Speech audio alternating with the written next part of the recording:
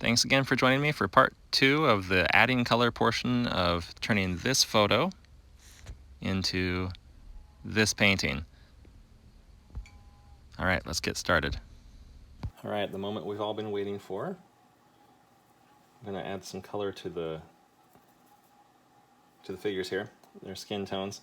I actually start out with kind of a mixture of brown and white. The brown I'm using is called burnt sienna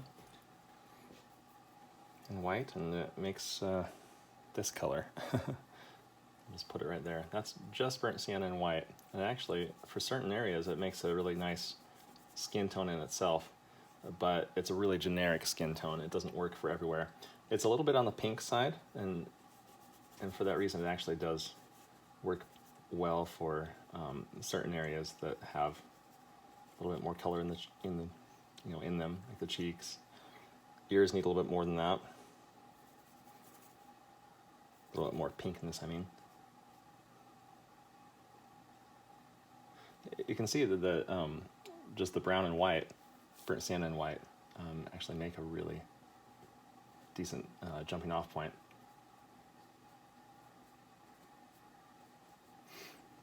Now I'm being really generic here, really, if there was something that was called skin color, Caucasian skin color paint, it would probably be this type of mixture. But from that point, I quickly want to add either some yellows or some reds, just as the undercolor, the general color that's there.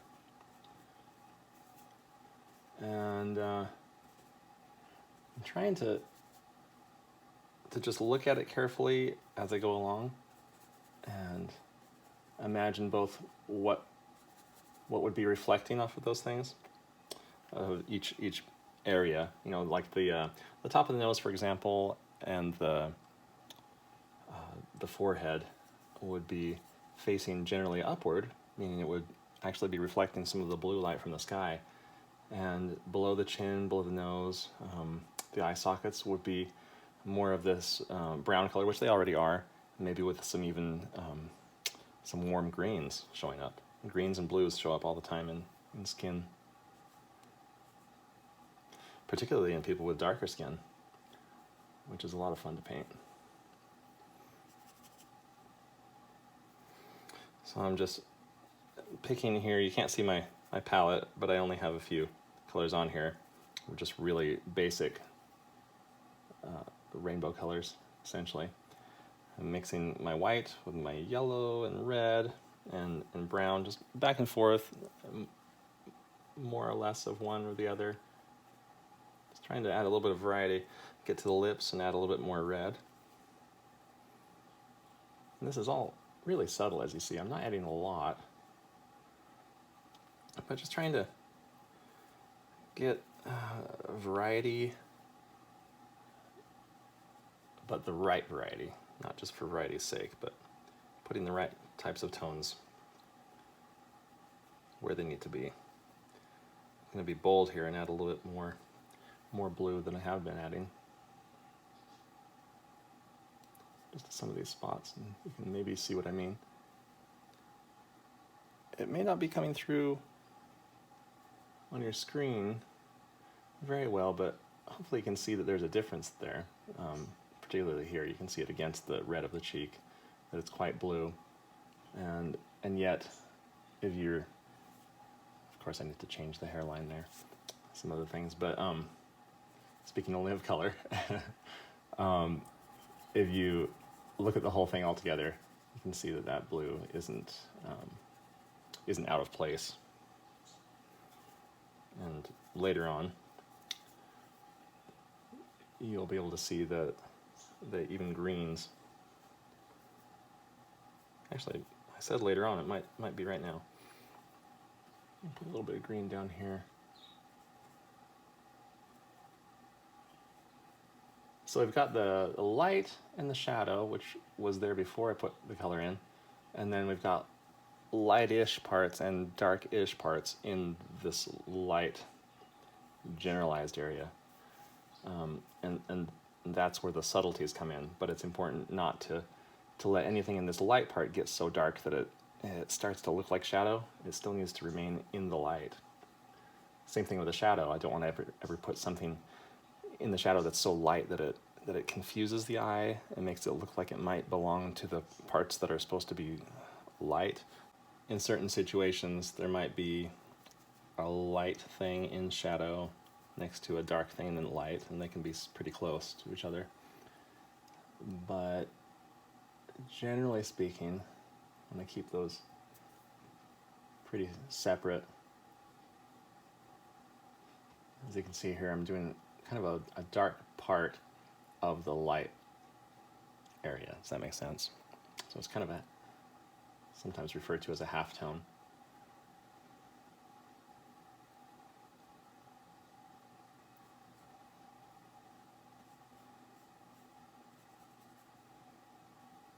Kind of warm up those little halftones here a little bit. I do have the photograph open here, but I'm not referring to it a lot. I'm mostly just trying to get the rosiness to show through in the parts where they need to be a little redder. And basically act like I'm sculpting in 3 dimensions, where the top parts, or the parts that are facing upward, are going to be receiving more light than the parts that are more like, well, you can see it on my hand right here. That's facing upwards and that's facing downwards. And that's somewhere in between. And so just kind of sculpting it with light that way. So the forehead is facing up, top of the nose, top of the cheeks, cheekbones facing up, upper lip. And then the other parts are facing downward. Some a little bit and some a lot, like the eye socket or the shadow under the nose. It's interesting how simple light is. Or the concept is simple anyway. It's complex in the way that it manifests itself, though. A lot of complexities in nature. But it is cool to me to think that it can be distilled down into that basic principle.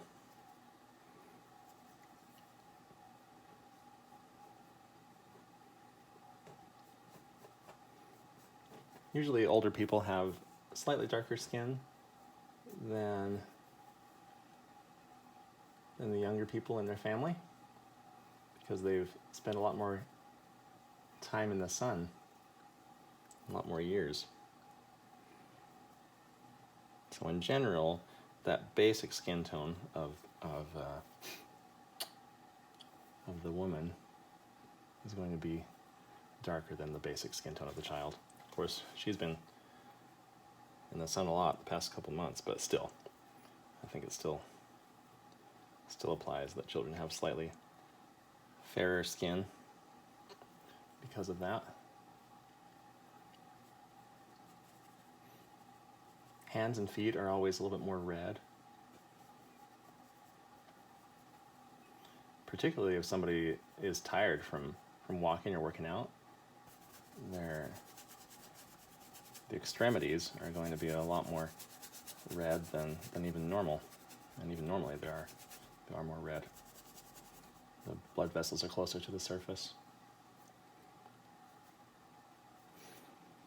I'm going to let you see me mix some colors here for a minute. So I've got white up there, yellow, red, and those mixed together would make literally orange. But we've got this brown that I mentioned before, the burnt sienna, and mixed together in any ratio, those are always going to equal kind of a Caucasian skin color. And then we just put it where it's most fitting. I'm trying to hold the camera still while I reach down here and get a little bit more red for the lip here. And then a little bit more yellow for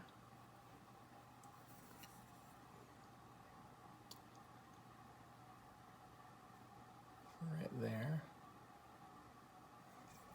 Not quite sure if that's, doesn't feel quite right, so I'm going to change that. There, that looks better. Oops.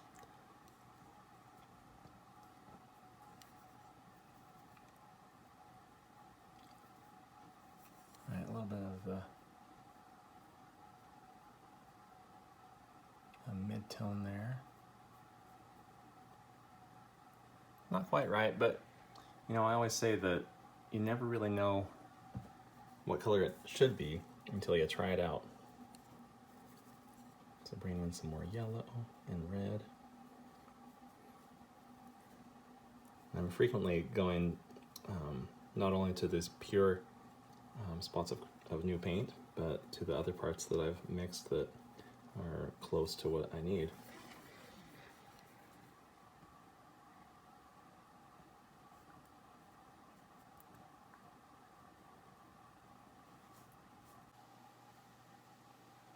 You can see here that I'm putting in some of those parts that are neither shadow nor light. They're still in the, well, actually, to be more precise, I'm painting color into the shadow here and here and here.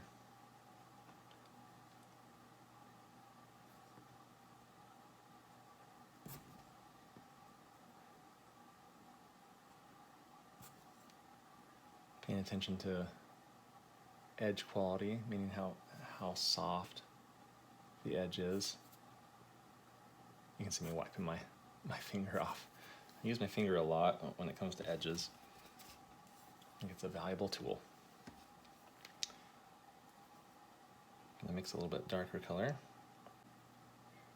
For you artists who might be watching,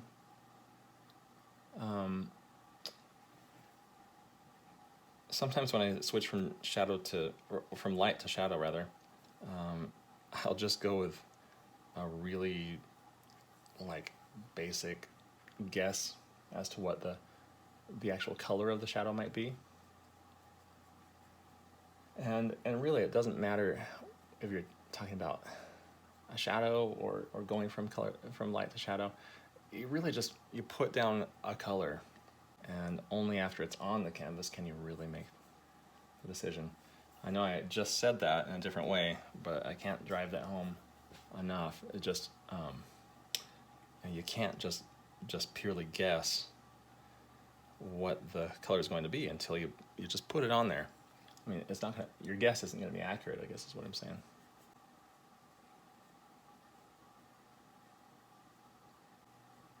Very slowly, methodically adding darkening up parts that need to be darker, lighting up things that need to be lighter, and while doing so, also changing the color slightly to be, well, in this case, what I know it should be. There's again nothing in this black and white photo to show me what the color should be. I'm just having to rely on, again, that basic knowledge of how light works. All artists are certainly scientists in their own right. They have a real understanding of, well, because they have to have a real understanding of the way light affects the way things look. And I think it's fascinating to learn it. All right, I've actually shown you more than I intended in this video. It just kind of kept on going here. I'm getting really into it now. I'm having a lot of fun. But I'm going to cut this off now and continue the rest of it in the next video. I'll give you a better view of where I am so far. Got a lot more that I need to work on this one. So every painting goes through certain ugly stages, and that's okay. But you can see, particularly in the young girl, how her form is really starting to come out and to look realistic. And she looks a little bit dark here, but that's compared to this white. And once that gets some color to it, then her face will be nice and pale, the way that a young child would be, but with some nice color in it too. Alrighty, well, we'll continue on the next video. Thanks for joining me. All right, see you soon. Bye.